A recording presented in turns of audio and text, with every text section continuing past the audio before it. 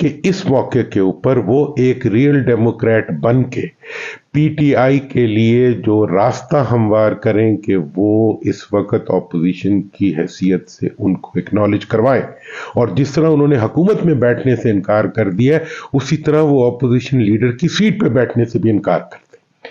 अच्छा दुरानी साहब, ये तो बात ठीक होगी आपकी।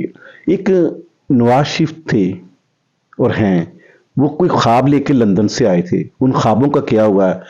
पूरे पूरे सफात के इश्तिहार चले, the prime minister Nawaz Sharif, तो अब तो द प्राइम मिनिस्टर शहबाज शरीफ है। देखें, मतलब ये होता है कि आपको तो बहुत दफा हम बात भी कर चुके हैं, मैंने तो मियां साहब से पहले ही कहा था कि जो अंगूठा लगा के उन्होंने अपने आप को इलेक्शन के बजाय सिलेक्शन के लिए पेश किया।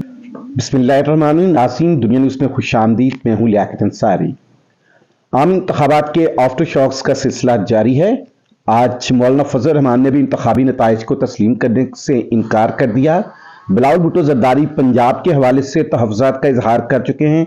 पीटीआई की क़यादत पूरे मुल्क में इंतखाबात के हवाले से तहफ़्फ़ुज़ात का इजहार कर चुके हैं और पीपल्स पार्टी एमक्यूएम की कामयाबी के हवाले से कराची में भी तहफ़्फ़ुज़ात का इजहार कर चुकी है। इस सारी सूरत हाल पर बात करते हैं मुल्क के नामवर सीनियर सियासतदान मोहम्मद अली दुरानी से।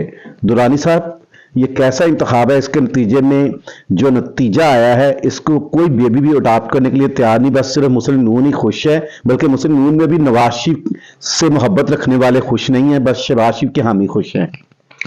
बिस्मिल्लाहिर्रहमानिर्रहीम। देखें, कहते हैं मांगी हुई जन्नत से दोज़ख का अज़ाब बेहतर। अब मांगी हुई जन्नत तो ऐसी होती है। तो जो मौलाना फजल रहमान ने मुस्तरद कर दिया नताइज को, मौलाना फजल रहमान ने मुस्तरद, उनका हक है, वो एक सियासी पार्टी है और उन्होंने अपनी पार्टी की मशावरत से एक ऐलान किया, तो जो वो कह रहे हैं उसके अंदर यकीनन उनके पास कुछ शवाहिद होंगे, एविडेंस होगा, और उसको एक वो बड़े ही सीजन्ड पॉलिटिशियन है, उनकी राय को एक तवज्जो देना हम सबकी जिम्मेदारी है। लेकिन उन्होंने कुछ ऐसा भी इंदिया दिया है और बल्कि ऐलान ही कर दिया कि वो अपोजिशन बेंचों पे बैठेंगे। जब अपोजिशन बेंचों पे पीटीआई होगी, जेयूआई होगी, पीपल्स पार्टी भी हुकूमती बेंचों पे नहीं होगी, हवा में मुअल्लक होगी, कभी हुकूमत में कभी अपोजिशन में, तो फिर क्या मंजरनामा बनेगा? देखिए, ये एक बहुत अहम सवाल आपने किया है और इस मौके पे मैं मौलाना से ये दरख्वास्त भी करना चाहूँगा, ये उनसे ये इस्तदा भी करना चाहूँगा और एक उनके एक तालिब इल्म की हैसियत से मेरा उनसे ये मुतालबा भी होगा कि इस वक्त उनको पाकिस्तान की सियासत को जमहूरियत की तरफ लाने में अपना किरदार अदा करना चाहिए, और वो किरदार उसी सूरत में अदा होगा कि अगर एक नई साजिश की गई पीडीएम की तरफ से कि मौलाना को अपोजिशन लीडर बनाने की कोशिश की गई, तो वो इसको इनकार कर दें। मौलाना को इस चीज़ को यकीनी बनाना चाहिए कि अपोजिशन लीडर की जो सीट है वो सिर्फ और सिर्फ पीटीआई को जाए, चूँकि जमहूरी तौर पे वही इसकी हकदार है। और ये जिम्मेदारी अगर मौलाना ने अपोजिशन में बैठने का फैसला किया है तो ये जिम्मेदारी अब उन्हीं की बनती है, वरना उनके इस फैसले को भी पीडीएम की किसी साजिश के तौर पे समझा जाए। नहीं, मौलाना फजल रहमान अपोजिशन लीडर का कैसे क्लेम कर सकते हैं या बन सकते हैं कि जब अगर 90 सीटों वाली पीटीआई अपोजिशन में बैठी होगी तो मौलाना फजल रहमान चंद सीटों के साथ अपोजिशन लीडर होंगे। आप उसी दौर की बात कर रहे हैं जब मुशर्रफ दौर में जो है वो पीपल्स पार्टी से अपोजिशन लीडर उनके जेयूआई को दे दी गई थी। देखिए, मैं ये बात कह रहा हूँ कि आप देखें इस वक्त बहुत सी चीज़ें अभी उसमें हो रही हैं, डेवलपिंग स्टेज में, कि पीटीआई एक पार्टी की हैसियत से अपोजिशन में बैठेगी या अभी भी वो एक इंडिपेंडेंट की हैसियत से बैठे हुए हैं। उनको पार्टी की फॉर्म में आने में कुछ वक्त लगेगा, इलेक्शन कमीशन कितना डिले करता है, वो जिस पार्टी में जाते हैं उसकी क्या हैसियत बनती है, ये सारे अभी बहुत से सवालात मौजूद हैं। लेकिन इन सवालात से पहले इस किस्म का कोई गैर जमहूरी इक़दाम जो कि टेक्निकल वजूहात, जैसे टेक्निकल वजूहात की बुनियाद पर पीटीआई का इंतखाबी निशान इलेक्शन कमीशन ने ख़त्म कर दिया, जबकि इलेक्शन कमीशन को खुद उसका मुहाफिज बनना चाहिए था।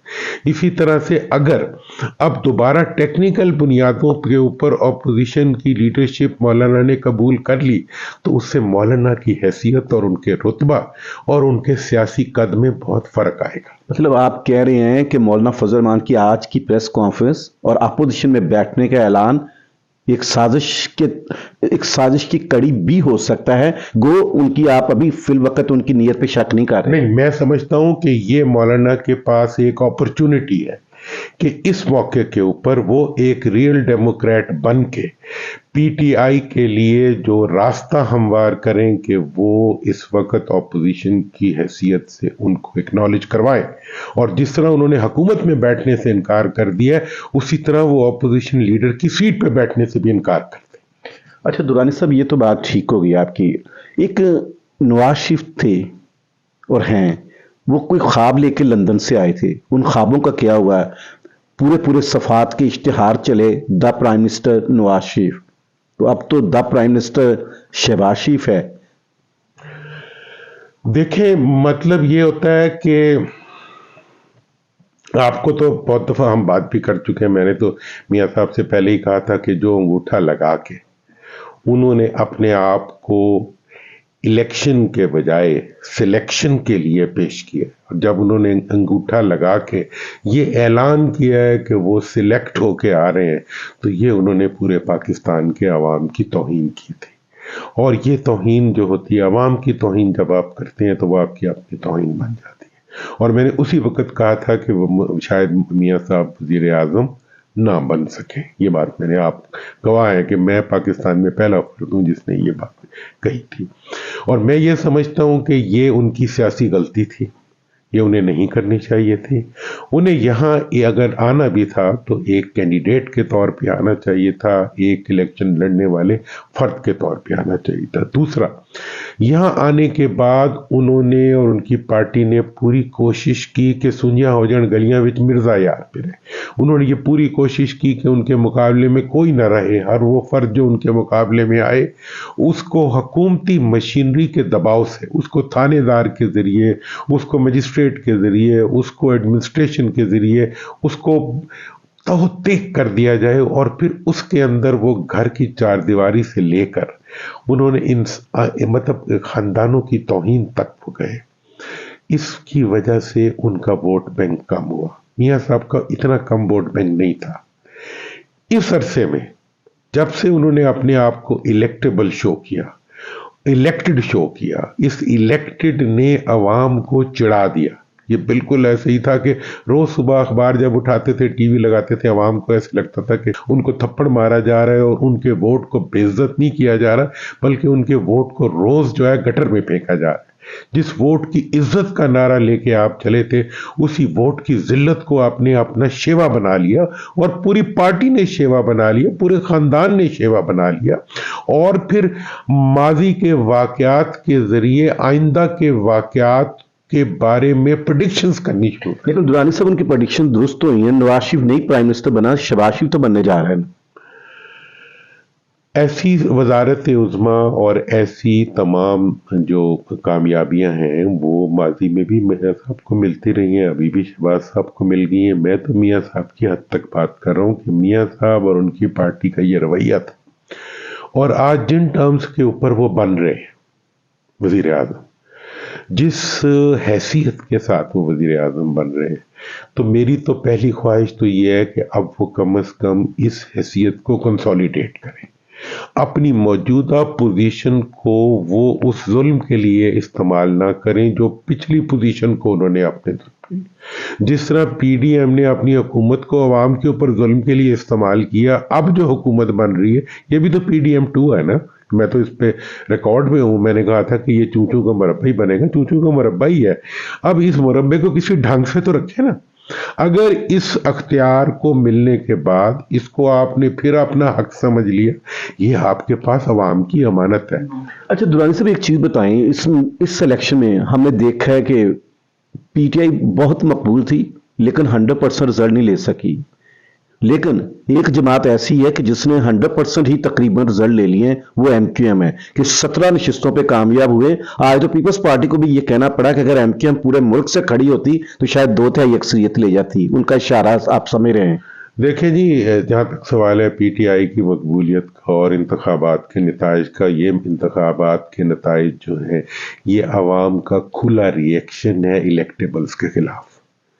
میں تو سمجھتا ہوں کہ اگر عوام سے جا کے پوچھیں، حقیقت تو الیکشن کمیشن کو پتہ ہوگی، جس طرح وہ ایم کیو ایم کی سیٹوں کے بارے میں جو کچھ پیپلز پارٹی والے کہہ رہے ہیں، نون اور باقی پارٹیوں کی سیٹوں کے بارے میں بھی عوام یہی بات کرتے ہیں کہ یہ ساری بھی انہیں تحفے میں ملی ہوئی.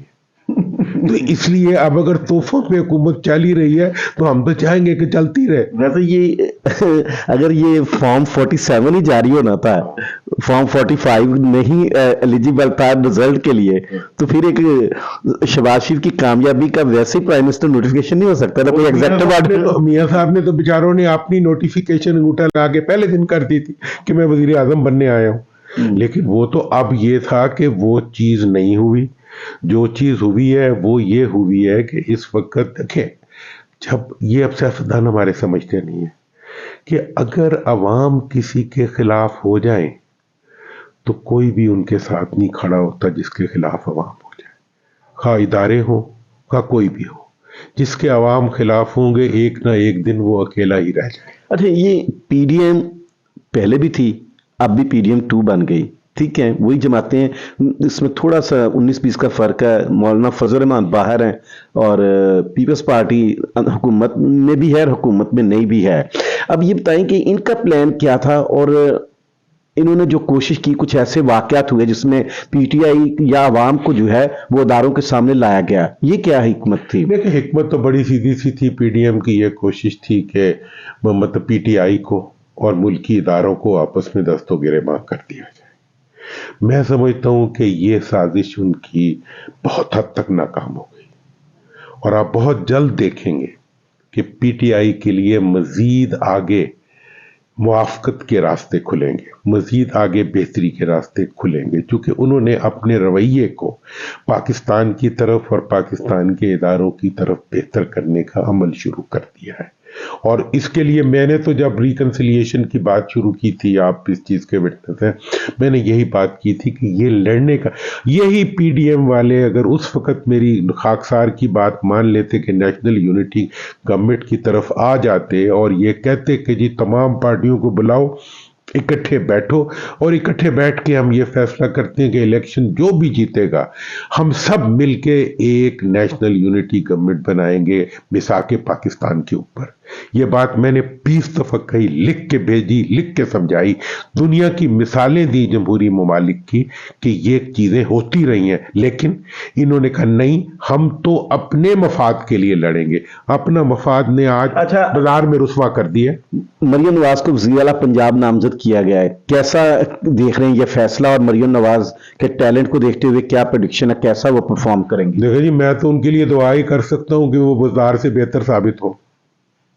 اچھا، ان کا مقابلہ بزدار سے کر رہے ہیں. بڑا پیٹ کے پیچھے بزدار تو گورننس میں مطلب بدترین مثال ہے. اس کا بھی کوئی تجربہ نہیں تھا، ان کا بھی کوئی تجربہ نہیں ہے، لیکن میرا تو یہ خیال ہے کہ انہیں اس سے بہتر ثابت ہونا چاہیے.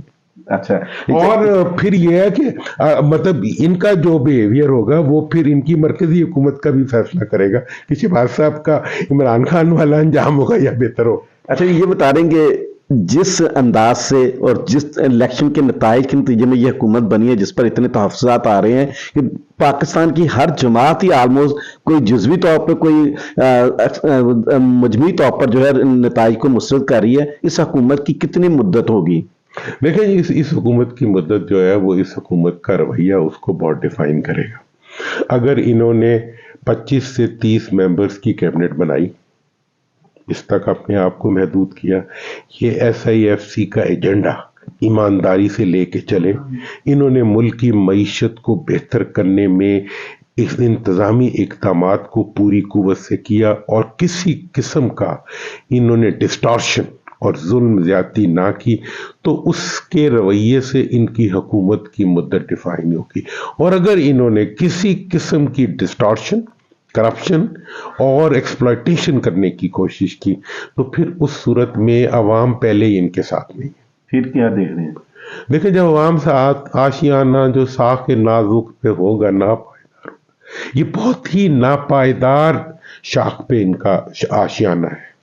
ये तो मोहम्मद अली दरानी जिनका कहना था कि ये हुकूमत जो है इसका बहुत ही शाख नाजुक पे जो है वो आशियाना बना है और इसके रवैये खुद ही इनका तयन करेंगे कि हुकूमत कितनी देर चलेगी। मुझे नाज़रीन इजाज़त दीजिए, अल्लाह हाफिज़।